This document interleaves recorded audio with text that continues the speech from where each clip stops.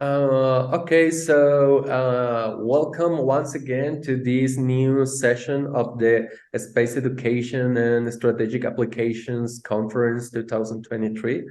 I'm super glad to present our speakers today in this panel, Considerations on Human Space Travel and Migration. First, we're going to listen to Mick Carvajales Dale from Clemson University from the Environmental Engineering and Earth Sciences Department.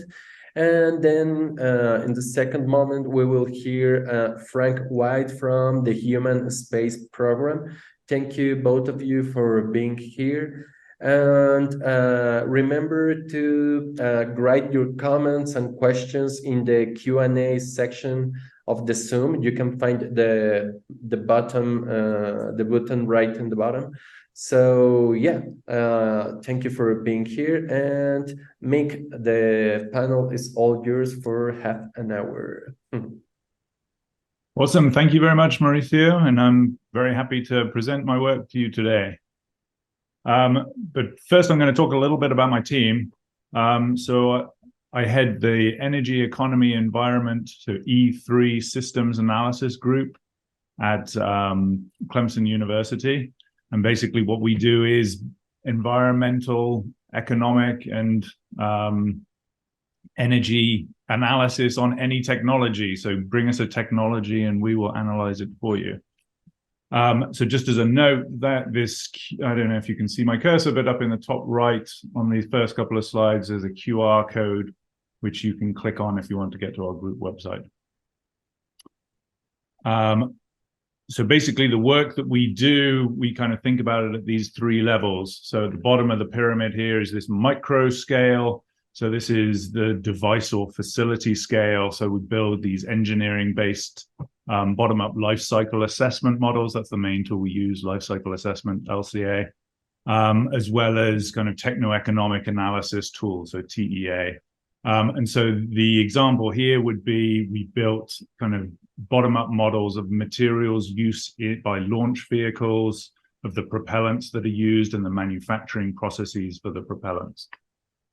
At the next level up, we have the mesoscale, which is where we take these kind of micro level assessments and we kind of put them together. So for this project, this would be, we looked at all of the launches that have been done between 1961 and 2020, put those together with the environmental impacts of the launch vehicles, looked at how long people had been in space due to those launches and kind of brought all that information together to look at total environmental impacts and then hourly environmental impacts of all human space travel from kind of the very first Yuri Gagarin up until 2020.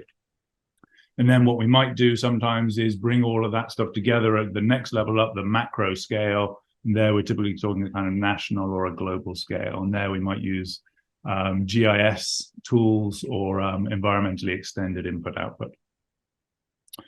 Okay, so I'm going to actually front load and give you my results first. So basically, we kind of thought about this. This is focused just on the greenhouse gas or global warming impacts, but essentially looking at how long people have spent in space. So around 1.5 million hours that people have spent in space. So this is up to 2020, not too much more by now. Obviously, most of that aboard the International Space Station. We then thought about that. Well, what's the hourly global warming impact of sending people up into space, resupplying the International Space Station? And we calculated it to be at least 1,500 kilograms of CO2 equivalent per hour.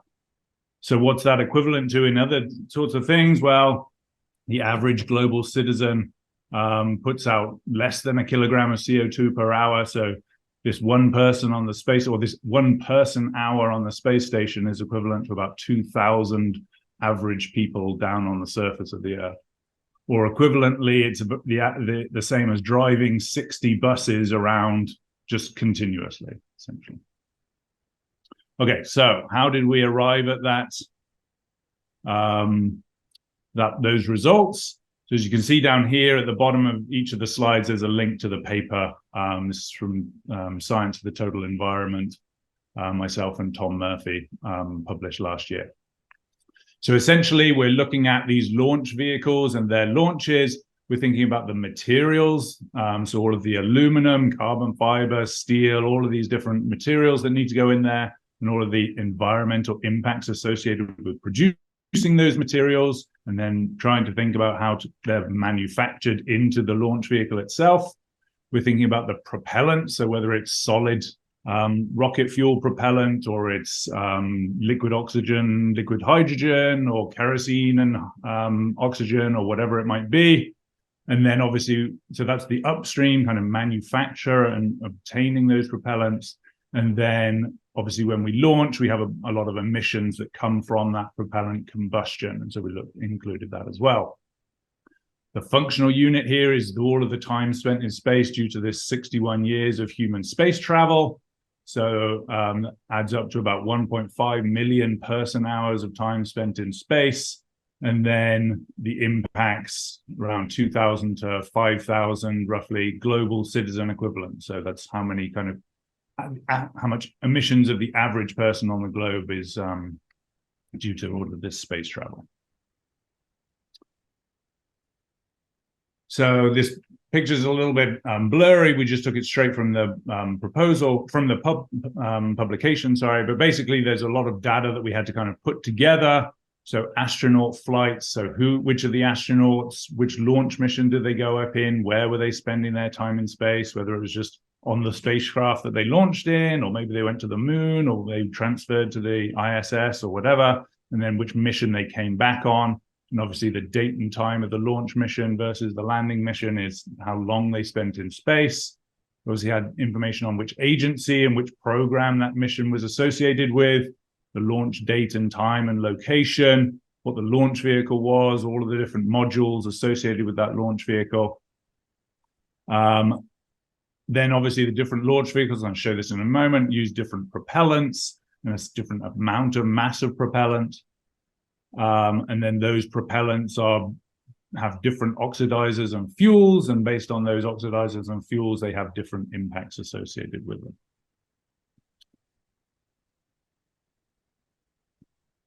Okay, so thinking about all of the different human space programs, there have been a whole lot over the course of those 61 years.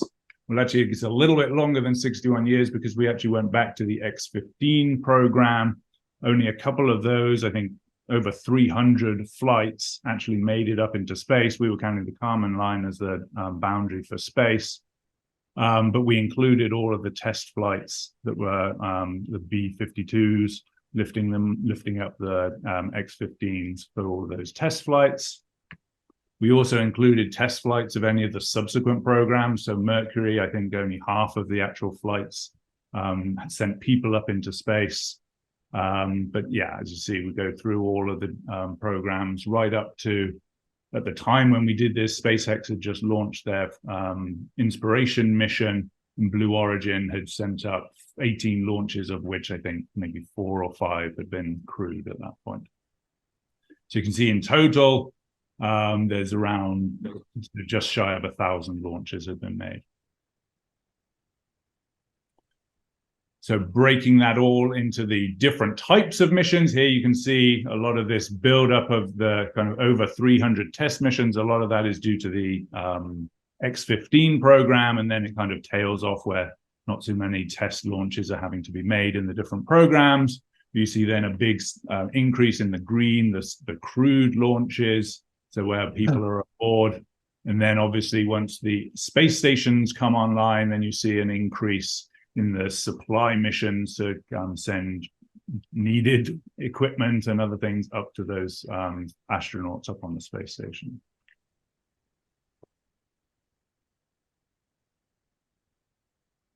So then we can think of, so this is annual, so this is duration in person hours by the year that the launch was made. Okay, so obviously some launches a person goes up, but they come down in a subsequent year or whatever. And again, this is based on the different, you can see the different programs across the top here, the different colors of the different agencies. So here you can see the switch from the SSSR over to Roscosmos when the Soviet Union collapsed. Yeah, basically the point here is that there's been a general trend in duration spent in space, but that's obviously varied due to different things during different years. So some years it's higher, some years it's lower, but the kind of general trend is increasing over time.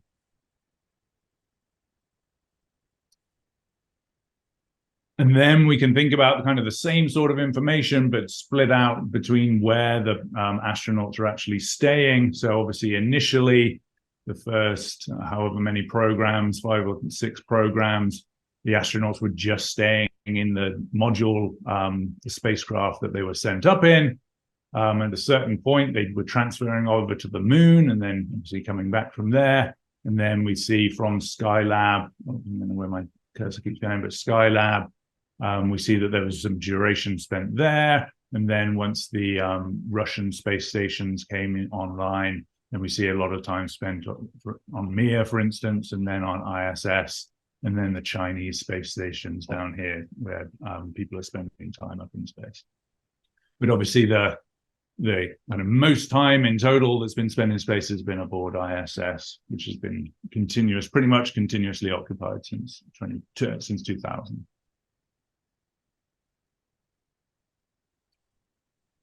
Okay, so we can think about this also in terms of the different launch vehicles that have been made. I'm sorry about the quality of this graphic. It's not the best, but basically since the earliest kind of Vostok, and then the Redstone, Apollo, all of the different missions and the launch vehicles that they've been using. So here's the Redstone here going through the Gemini and Apollo missions.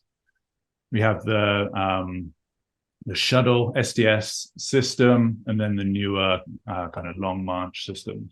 Doesn't look like some of the newer rockets have made it on here. There's also, as I was talking earlier, about the B-52 for the X-15, and then also the White Knight launch vehicles, which are obviously launching things like the Virgin Galactic spacecraft as well.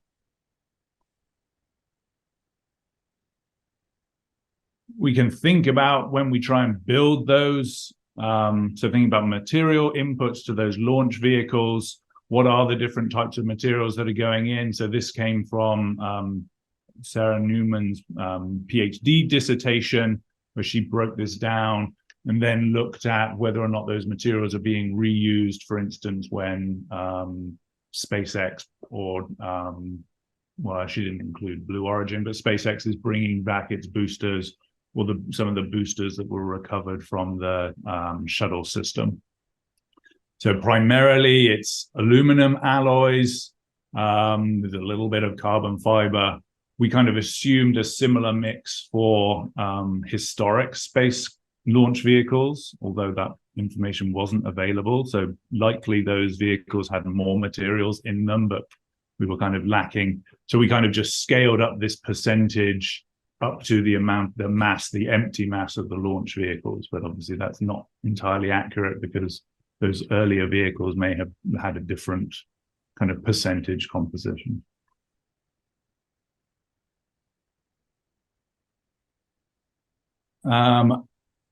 There's obviously a lot of different propellants that could be included. So the first ones, as I was talking about, that X-15s, it was just air and kerosene. And here you can see the kind of oxidizer fuel ratio. So when we had the information on the fueled mass of the launch vehicles, which I'll show you in a second, we were able to break that down by the how much would be oxidizer, how much would be fuel. Obviously the X-15 is not carrying the air, it's just pulling it directly from the atmosphere, but other launch vehicles, they need to carry that oxidizer and fuel, obviously.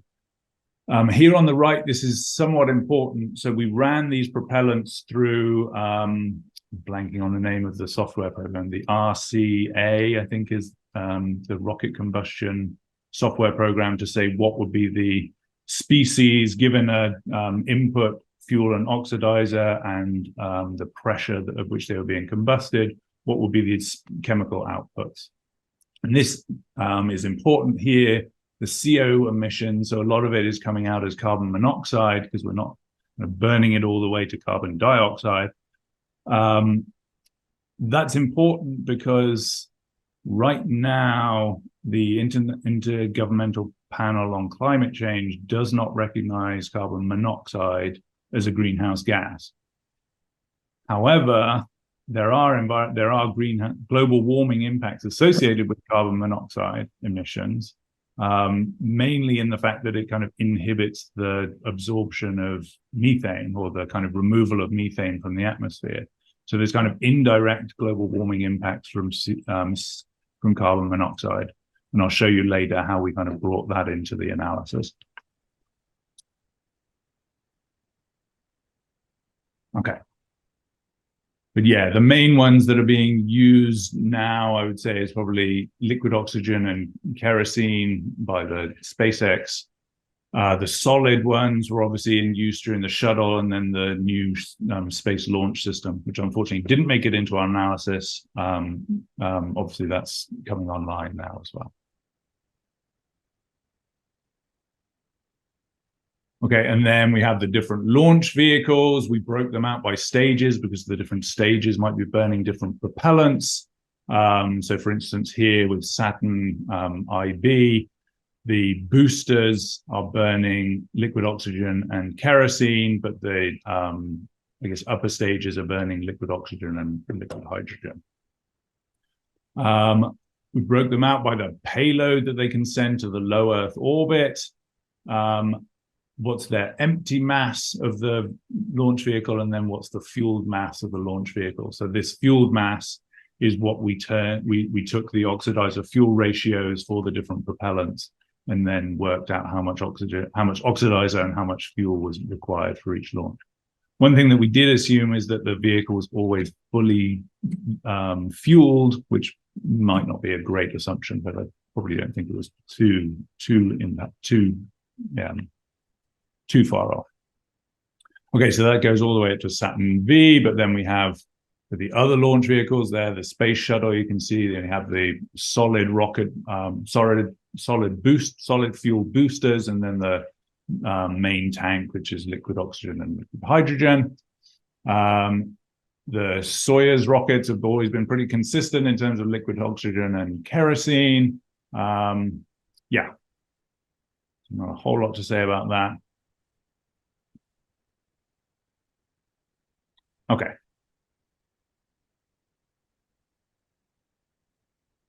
But here you'll notice, so as the payload that you're wanting to send into space increases, obviously the required propellant mass increases too. So one thing to note, this is on a log scale, so 10, 100, 1,000 kilograms of payload, and then 1,000, 10,000, 100,000 kilograms of propellant mass.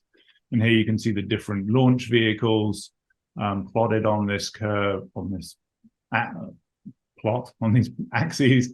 The size of the bubble here indicates the size of the empty launch vehicle, the mass of the empty launch vehicle.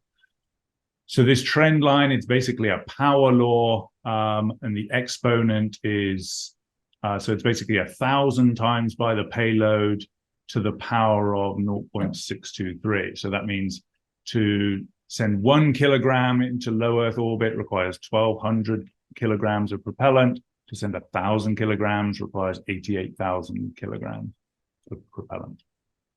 And then just a point to note, if we want to send things to translunar injection instead, it requires roughly about 2.8 times the amount of propellant as the low Earth orbit.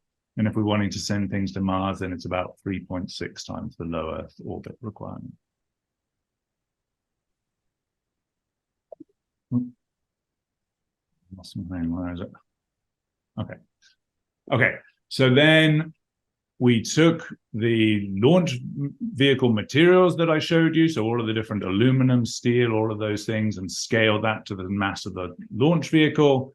We took the amount of propellant that we needed, and we worked out what the upstream impacts of manufacturing that propellant would be, and then the emissions due to combustion of all that propellant. So we got all of those flows of chemicals to and from the environment due to these three kind of activities. And then we ran that through what's called TRACY, which is a life cycle impact assessment methodology that's been developed by the EPA. And they have what they call their midpoint impact categories. So acidification, so how much kind of acid rain type things are we causing? How much carcinogenics are we putting out, just both for human impacts and ecosystem impacts? How much eutrophication, so kind of algal blooms and those kinds of impacts? How much fossil fuel are we depleting? How much global warming are we causing? How much non-carcinogenic toxicity are we causing? Ozone depletion, respiratory impacts, and then smog as well. So we did that for each launch vehicle itself. So here you can see an example, all of the different launch vehicles that we have been used to send humans into space or have been involved with human missions. And here you'll see it's broken down by the launch vehicle materials, the manufacturing of the propellant, and then the propellant combustion. So you can see in a lot of cases, so the space shuttle is the biggest impact here, and this is for acidification. You can see acidification is an unusual one in that actually the combustion of the propellant is what causes most of the impacts. But you'll see, I'll show you the other impacts in a second, and most of them, those come from either launch vehicle materials or propellant manufacturing. Another point to note here, the space shuttle is typically, it's the most impactful in most impact categories. I think the only one that is not is ozone depletion. And that's mainly because of the solid rocket fuel. So that has kind of implications for the new space launch system. So here again, you can see this is for now carcinogenics, ecotoxicity, and eutrophication. Again, you see the space shuttle having the bigger impacts, the Saturn V, obviously, because it just has so much fuel or propellant aboard. Yeah, so obviously the heavy lift launch vehicles really stand out here. And there again, you can see now for different impacts, so propellant manufacture becomes really large for global warming, so greater even than the environmental impacts, the global warming impacts of burning the fuel is associated with manufacturing the propellant. So that's kind of interesting. Okay, and there, just to finish it off, ozone depletion, respiratory effects, and smog. So smog, again, you can see that there's a large proportion of the impacts come from the combustion, not just the upstream impacts. Okay, so that was kind of the baseline, what I just showed for each of the launch vehicles. We also had some different scenarios here. So in terms of the launch vehicle materials, just the empty mass of the vehicle kind of that's the lowest amount of material that you would actually need. Then the buy to fly ratio says, well, how much kind of material would you need per kilogram of material that's actually embedded in the launch vehicle itself? So the baseline, we used a value of 1 to 1. On our low impact scenario, is 1.5, medium 5, and then up to 10 units. So each kilogram of material in the launch vehicle required 10 kilograms of material to come into the manufacturing process. For the actual fabrication itself, we assume between 0 for the baseline up to 200 times the actual material. So what were the impacts of actually doing the fabrication process, so the energy that's being used in the factories to build the launch vehicles and all those kinds of things. For the propellant manufacture itself, we use EcoInvent is a life cycle assessment database where you can kind of pull information on different products and processes. We assumed in the base case and the low case that the impacts would be equivalent to EcoInvent. And then in the high case, we assumed that they would be 10% greater than was in EcoInvent. For the propellant combustion, okay, here's the software, RPCA. That's the software we were using to turn the incoming fuel into what chemicals are being released. So in the base case and the low case, we assumed that it was equal to that, the output from that software. And then in the medium case, we said there was an additional 2% of the impacts. And then in the high impact case, we said it was 5% greater. And then this is where that discussion of the global warming of carbon monoxide comes in. In the base case, we said it's 0, as the IPCC says. But we did find some estimates that actually the CO2 equivalent for carbon monoxide is more like 3 times greater. Okay, so if we put all of that in, then here we can see, so this is between 1961, when Yuri Gagarin went into space, up to 2022, when we did our study. So here you can see this is the duration in person hours that's been spent in space, going all the way up to 1.5 million hours. These are the total impacts, and this one we're just pulling out that global warming impact. And here you see the effect of those different scenarios. So the base case, it comes out to around 2 billion kilograms of CO2 equivalent. Sorry, I've lost my cursor. Up to, in the high case, it's more like about 5 billion kilograms of CO2 equivalent. And then basically this bottom plot is the hourly impact. So we take this impact and we divide it by the amount of hours, cumulative hours. So you can see very early on, one thing to note again, this is on a log plot. So this is 10 times greater than this, and so on and so forth. So in the early days, clearly when we're doing one launch for, I don't know, maybe a couple of hours of time spent in space, then the impact per hour was obviously very high. And then it falls kind of continuously. This would be a pretty dramatic plot if you were putting dramatic decline if you were putting it on a linear plot, but on this log plot, it doesn't look so dramatic. But essentially, we're getting out to somewhere between 1,500 and I think 5,000 kilograms of CO2 per equivalent per hour. So one thing to note here is clearly this has reduced, because now for each launch of a person, then we're putting them on a space station and they're going to spend a lot of hours up in space. But potentially that also sets the floor, because if we're setting resupply missions and we're having to send those every 60, 90 days or whatever, then that person being in space requires those continuous launches to be happening as well, and the associated impacts. Another thing to note is things like Blue Origin. Well, actually, let me talk about that on the next page. Okay, so these are we pulled out a few different programs. So all of the programs, that's what I was just showing you. There have been 601 just crewed launches. So that duration of 1.5 million person hours, 2,000 to 5,000 kilotons of CO2 equivalent in total. So this is then global citizen equivalent. So how many multiples of the average global warming impact of the average person on Earth? So on a per launch basis, it's 550 to 1,300 person years. So how much does that person put out per year? And then it's on a per hour basis.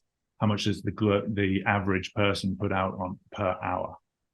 So per hour of the average global citizen per hour of time spent in space. Okay, so that's for all of the programs. Then for Soyuz, we see it's a lot lower typically, because they've just had so many, a lot more launches for a lot more time spent in space, right? The kind of equivalent duration to time spent in space is lower, which means they have lower results.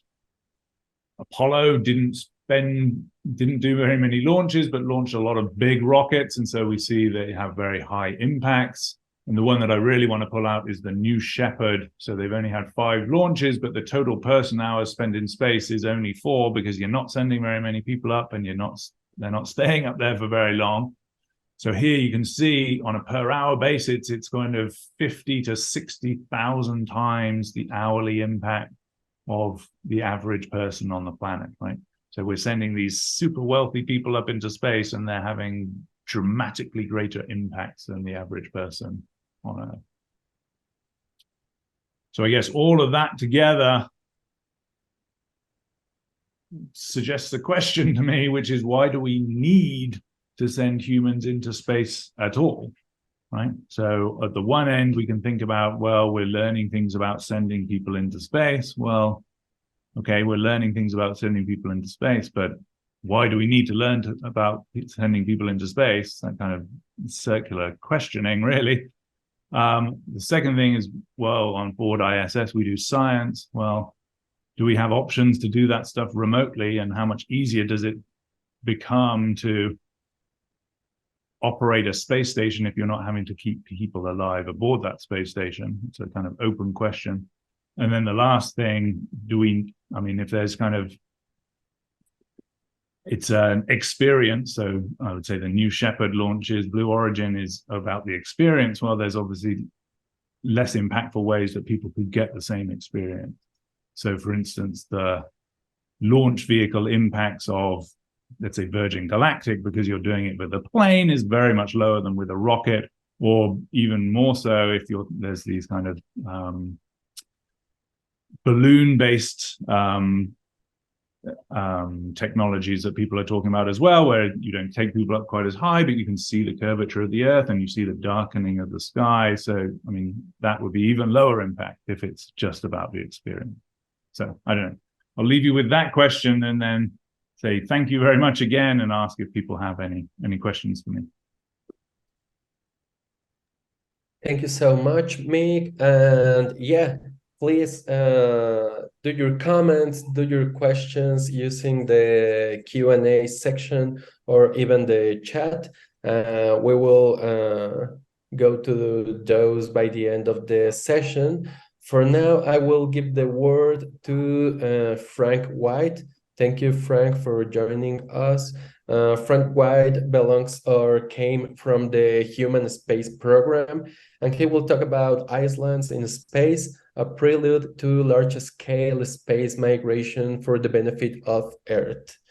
You have half an hour, and yeah, thank you, Frank. All right.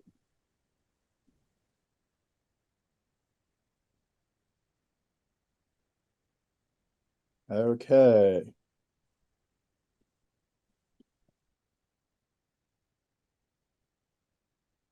All right.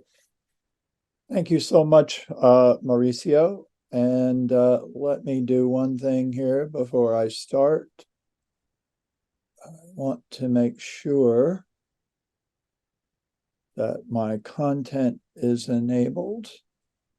Let me just check one thing before we get going.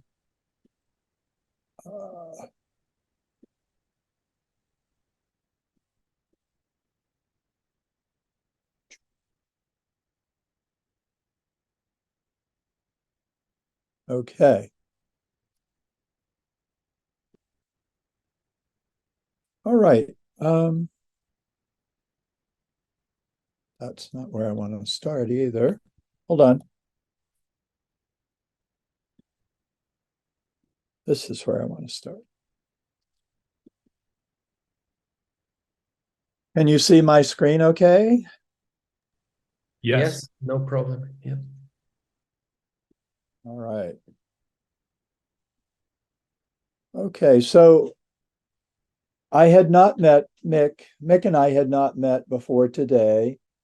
And I have to say I was not aware of his study. And I regret that because I think it's a very important study. And I'm going to present a different perspective on space flight, but I don't think it's in contradiction, in the sense that what I've been interested in for many years and what I'm currently interested in is the benefits of space flight and space migration to the environment of planet Earth. And in looking at those benefits, we always have to keep in mind the trade-offs, which are the kinds of impacts that Mick and his team had been considering. And I'm co-founder and president of the Human Space Program. And our mission is really the sustainable, ethical, and inclusion evolution of humanity into the solar ecosystem. We're very interested in that, but we're interested in it not as an escape from Earth, but as a benefit. So we've been cataloging the potential benefits, not so much of space travel, but of space migration. And we have been wishing that we had the data that was presented today. So, Mick, I hope we can talk further after this. I'm just going to stipulate too that I take for granted everything that Mick's analysis and his team's analysis is accurate. I'm not going to attempt to debate it. I would only say one thing. Much of the information is about the past. The space shuttle will no longer fly. Saturn V will no longer fly. So the most valuable part of the study, from my point of view, is about what Virgin is doing, Blue Origin, and the other current companies, and NASA and the other space agencies. And I'm also going to stipulate that the benefits that I'm talking about are benefits primarily psychologically and sociologically. And for the past, we have to compare that to the study that Mick's team has done. And for the future, we have to do the same. But I think we're all environmentalists here. I think you have to be. And so we're looking at trade-offs together. What I want to do is talk about space communities today. What is a community? And we know there are permanent, semi-permanent, and temporary communities. And they are extended in time and in space.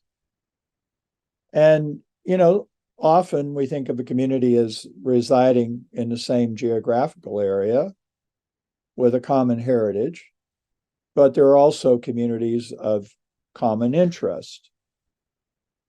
What I'd like to do today is rethink the way we look at Earth and space. I'd like to really change our mentality about that with some changes in language. To my mind, Earth is the first space community. We lose sight of the fact that the Earth is in space. It's always been in space. It's never going to be anywhere else. We are a community in space. We are moving through the universe. This is a complex and fascinating community. Animal species, 2 million plus, including over 1 million insect species, birds, reptiles, and mammals, 320,000 known plant species. And then there is one species called Homo sapiens, and there are 8 billion of us. And this community, the Earth community, has been evolving for 4.5 billion years. And it's 37% land, 63% water. Most of the Homo sapiens live on that 37%. I see the early space stations, Salyut, Skylab, Mir, as really early space communities. Salyut had a population of 56 humans over 15 years. Skylab had a population of 9 over a much shorter period of time. Mir had a population of 125 over 13 years. And of course, the ISS is space community number 5. It's an international population. It's been continuously occupied since the year 2000. It's been nominated for the Nobel Peace Prize more than once. And the reason for that is because of its impact in terms of the science that's being done. A lot of it has to do with the contribution to international cooperation and also the shift in awareness that it has created, called the overview effect. And there are new space communities that are going to be built that will be private space communities, space stations, to replace the International Space Station when the ISS is essentially completed in 2030, and it's probably going to be deorbited unless we can find another use for it. So, why is this important, this new perspective? It's because the carrying capacity of space community number one is stressed. If we look back to the late 60s and early 70s, the Club of Rome commissioned a study at MIT on limits to growth. And that study created it created a computer model that ran several different scenarios, suggesting that, we were likely to overshoot the carrying capacity of this planet, and this could lead to a collapse, a societal collapse, essentially. The people who did this work didn't like to use the term prediction. They weren't predicting collapse. They were showing what would happen under certain circumstances, certain assumptions about the use of resources. And this led to a great deal of concern about whether it was going to happen, what we could do about it. And it also led to an interest into the possibility that migration off the planet could ease some of the pressure that our technological civilization is putting on it. So, limits to growth was a big step in the right direction, I think, in terms of the thinking.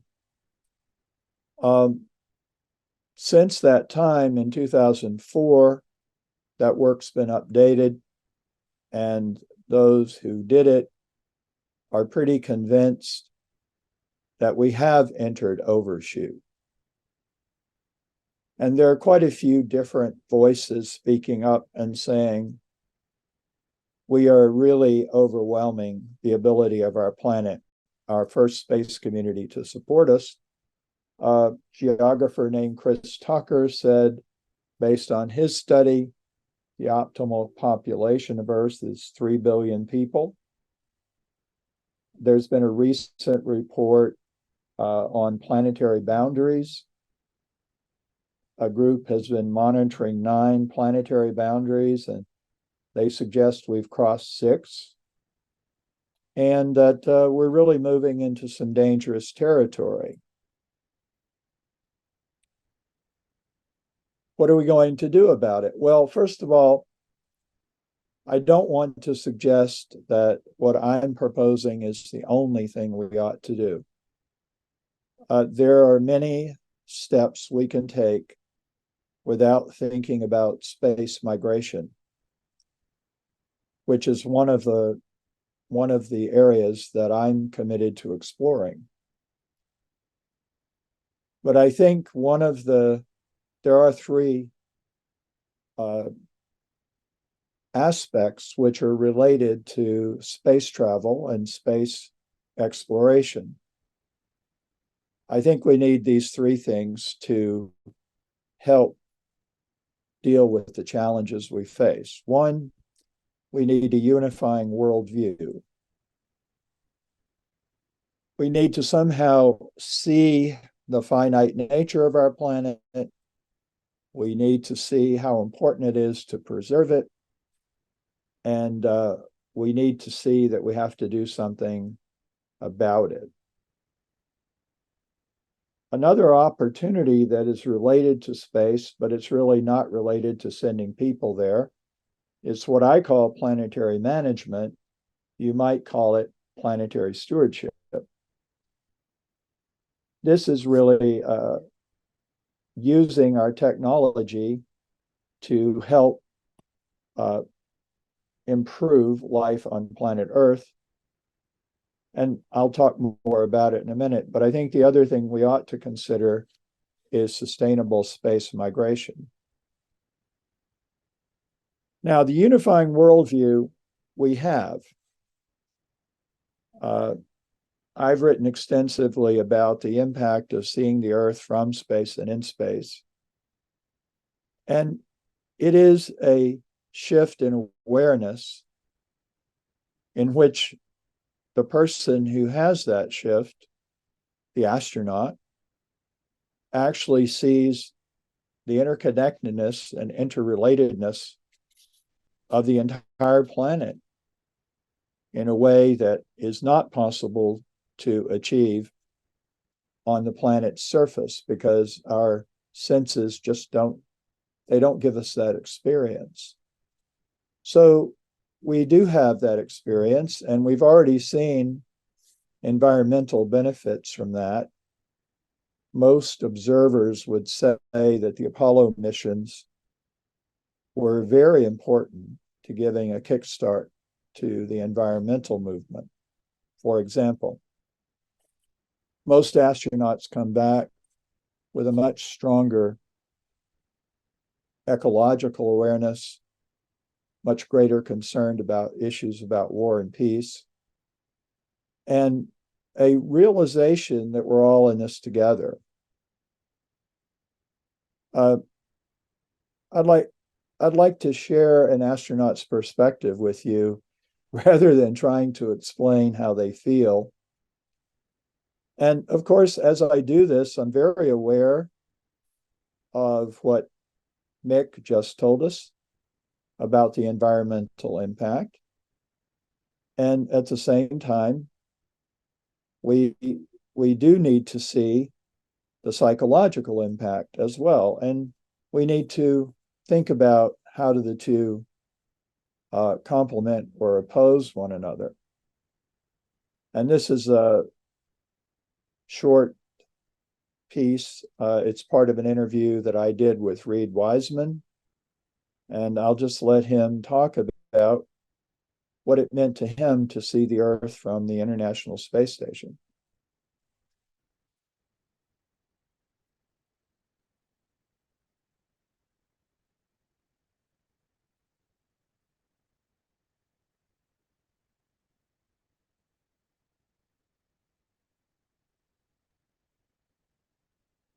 I had looked at pictures on social media and pictures in NASA archives of the Earth so many times, I actually started to get worried. What if I get up there and it's just like the pictures? I mean, that's going to be weird if that's the thing where I'm like, oh, that's just like the pictures. I'm ready to go home now. And then on the Soyuz, my launch vehicle, I launched with the Russians.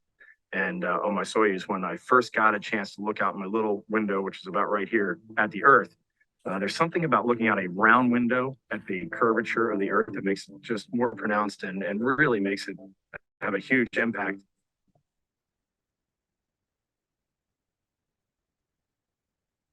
I just had this feeling like I was way up high looking down, and we were over the ocean, and the blues that I saw, it was ridiculous. I'd never imagined in my entire life getting to see something that beautiful. It was so foreign for the human mind to look at that, to see the total black of space, to see the Earth highlighted that way. And then I got to see a sunset. I had one piece of paper that had a picture of my kids on it and a few of my flight data file burn times on it. But I just took a pencil and I drew like 15 curved lines, and I just wrote light blue, darker blue, pink, purple, dark purple, all the way down to the surface of the Earth at sunset, because the scale of looking at a sun refracting through the atmosphere it blew me away. And no picture captures it. There's no high enough dynamic range of a photo to capture what the human can see. So that first look outside completely sidelined me. I had a GoPro and I made a recording to my brother of no matter how much it costs in the future, come do this. You have to come do this. I mean, it's amazing.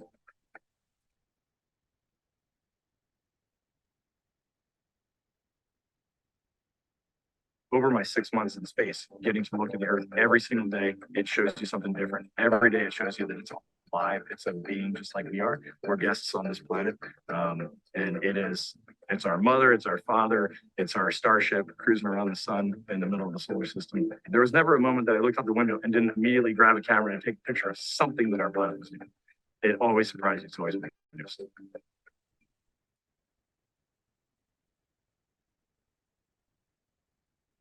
I'm a pilot. I'm not a scientist. I'm not a psychiatrist. I'm not a poet, but certainly when you're in low Earth orbit, looking down at the Earth, doesn't matter if you're a physicist, a school teacher, a stay-at-home parent, or maybe you just backpack for your whole life. If you look out, you're going to have a magical experience in your own way, for certain.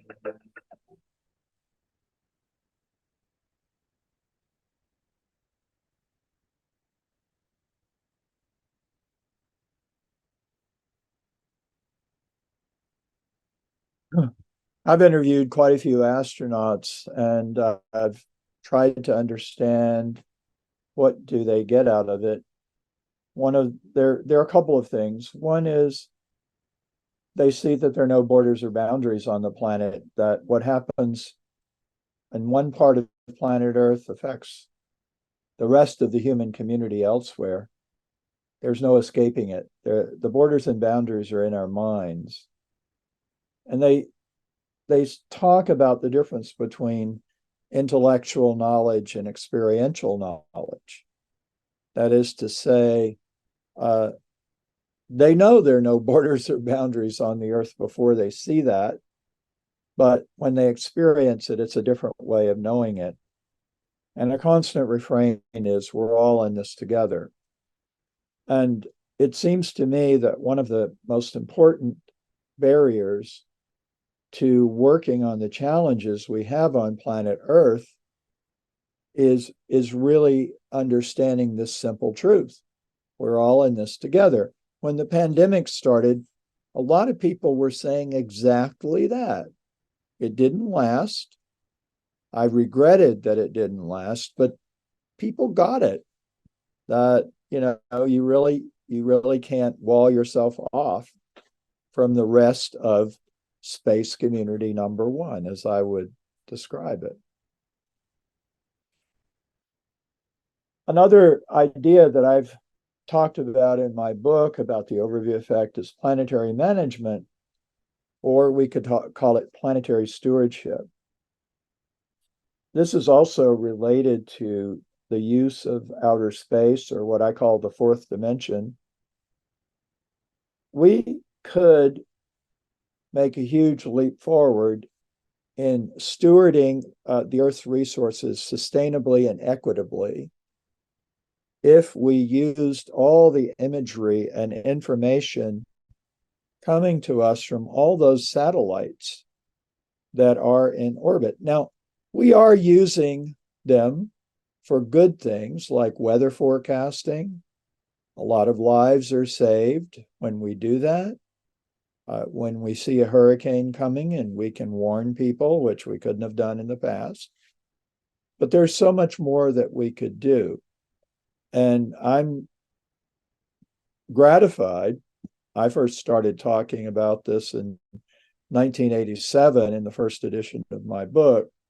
I'm gratified to hear more people talking about this, really getting into how we can use this technology coupled with artificial intelligence to consider how can we manage or steward the planet or the space community that we live in for a better life for all.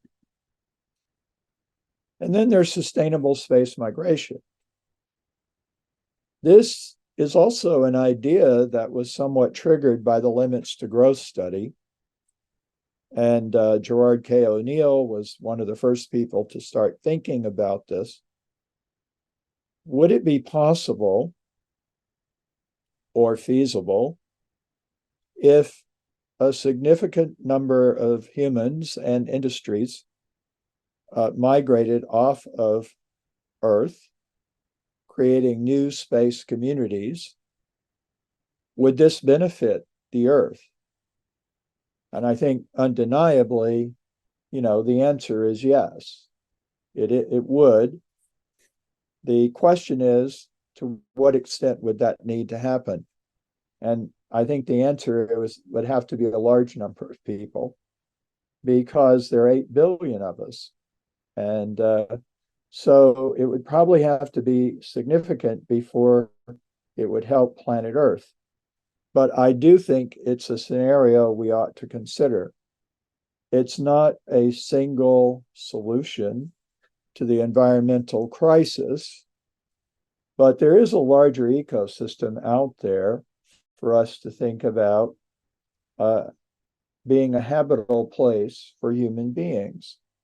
It is also something that could reduce the pressure of human civilization on the carrying capacity of the Earth. One of the efforts that we are undertaking in the human space program is to create a simulation model building on the limits to growth model and adding the dimension of space migration to look at some of the trade-offs between other environmental efforts and environmental efforts that include the possibility of creating new space communities off of the Earth. One of the aspects of the Gerard K. O'Neill vision that was very interesting to me was that he proposed the idea of building freestanding space communities using asteroid material rather than settling on the moon or Mars. Again, we need to look at the trade-offs. The moon is there, Mars is there, but we don't know their carrying capacity either. And while having 1 million people leave the Earth to live on Mars might not really help the Earth's carrying capacity, it might stress the carrying capacity of Mars. So one of the things we're looking at is, what are the different alternative scenarios? And I want to thank Mick for this work that his team has done, because we have been looking for this kind of data to integrate into our model so that we could look at some of the trade-offs. Finally, I do want to mention that it's taken me a lot of years to study this whole topic to really understand it can be summarized in one word, and that word is love. That's not a technical term. It's not a scientific term. However, I do think that the most important aspect of seeing the Earth from a distance, seeing the Earth from a space station or another space community, is loving this planet, because loving it is what's going to lead to behavior change. Emotion is what causes people to change more than intellect. And so I think that we need to tap the power of love for the Earth, and I think it's there. You may not understand spaceflight. You may not understand the fuel that's used to power a rocket. I don't. I learned a lot today. But most of us understand and have experienced love. And this is one thing that astronauts come back with. They often tell me they cried when they first saw the Earth, and they were moved by it. And there is something about seeing the truth of our situation that is very emotionally powerful. I think we need that right now because I think the Earth needs a lot of attention and we need to use every tool we can. Jean-Francois Clairvoy is one of the astronauts I have interviewed, and he talks about this, and I think his way of talking about it is the best presentation of it that I've heard. Imagine the Earth, it is small, it is, I mean, small like this, it is limited, it is on the background of the black sky, and there's nothing else than the sun and the moon around, nothing else. And you love it, you know, you develop a feel of love, like you love your partner, you love your kids, you love the planet. It's not only awe, admiration, it's not only feeling the sense of a creator somewhere, because it's too beautiful to be just by chance. Mm-hmm. I felt love for Earth. It was very strong. And I think it's maybe more the feel of love than the beauty that made me cry and feel my eyes, you know, wet by tears. Yeah.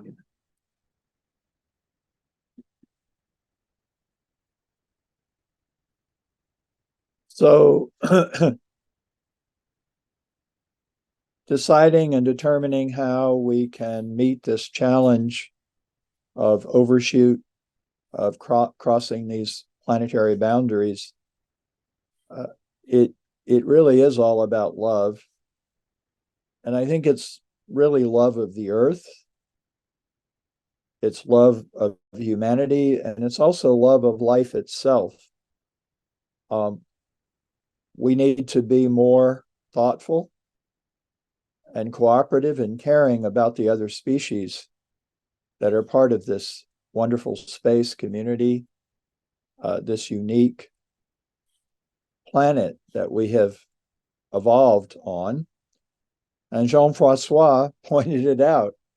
You look out there and there's nothing else that is optimal for us. And so we have to preserve some people think of it as spaceship Earth, something of Mother Earth. So can we do what needs to be done? Yes, I think we must. I also want to leave with one thought, which is I think it's urgent. Over time, I've come to feel that the situation on Earth is truly urgent, that we really do have to come together as a species. We have to look at every possible alternative to make things better and more sustainable. I do believe that leaving the planet is not abandoning it, but can be an act of love. And of course, I think it goes without saying after Mick's brilliant presentation, that's only the case if we can ensure that the way we're doing that is not destructive to the planet. And again, I'm going to stipulate that whatever I'm recommending, I recommend it if it also reduces the negative environmental impact. I know about the positive psychological impact and sociological impact. And I've learned a lot today about environmental impact, and I'm grateful for that. I just want to leave with one other thought, which is that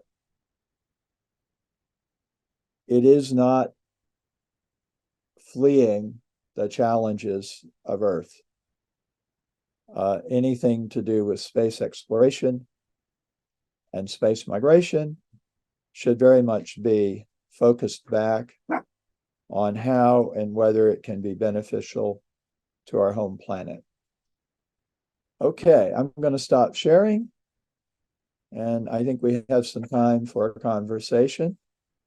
I do apologize. I have a small dog here who's expressing her opinion. If necessary, I Thank will. you so much, Frank. Yeah. Thank you so much. If necessary, I'll take her elsewhere.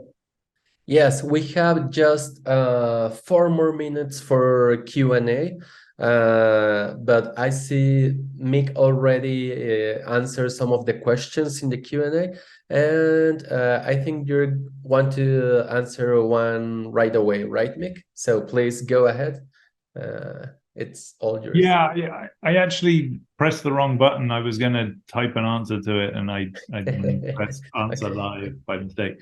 But I think I'm understanding. Am I understanding the question right? That what's the cost of getting stuff to the moon versus getting things from the moon to Mars? I think is the question. And the answer, I think, is they're roughly equivalent. It's kind of as much energy to get things up to the moon as it is the energy required to launch things from the moon to Mars, I think.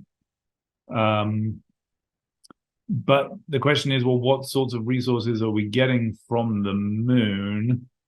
I mean, I guess you see kind of these slingshot type propulsion systems that people are talking about from the moon to Mars. Obviously, there's no fuel on the moon. So yeah, it's a tricky one to answer whether it's better to just launch from Earth to Mars or go via the moon. I have not actually done the kind of calculations on that.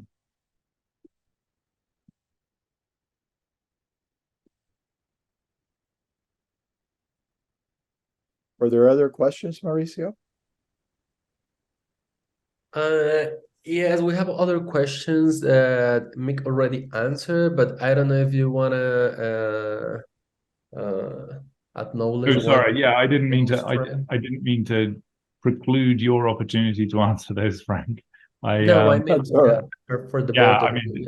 I didn't realize that by me answering them, then that means that I think you can still I don't wait. know. I'm not seeing any at this point. So if If you either press on the no, Q&A button, you don't see. when I go to the Q&A, I see no open questions. But if you Oh, go to yes. the So you answer, need to yeah, click go in to the the answer. middle, yeah, in the answer it section. Yeah, sorry, that was my fault.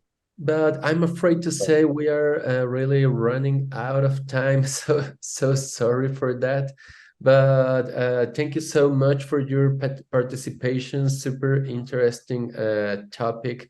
And remember, in the page of the panel in the WOVA platform, we have there a space to continue the conversation, or even you can check the profiles of our speakers.